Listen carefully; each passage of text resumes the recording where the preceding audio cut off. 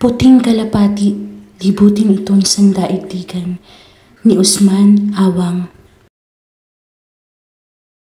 Sa mga pangyayaring walang kasakitan, kung saan ang tao'y naghihinalat tuwin ay may agam-agam, lumipad ang kalapati upang lakbayin ng sandaigdigan sa kanyang puting pakpak na hanap sa kapayapaan, habang sa gisag ng pagkakasundo'y patuloy na bumabandila.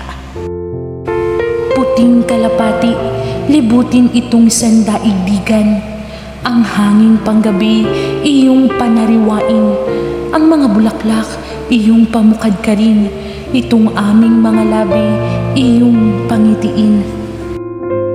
Pagkat sa iyo na ang pag-asa ay di nawala, sa iyong hininga hanging sariwa nagmula, itong sandaigdigan paniwalain mo sa kapayapaan, habang puso'y pumitintig sa gabi ng katahimikan.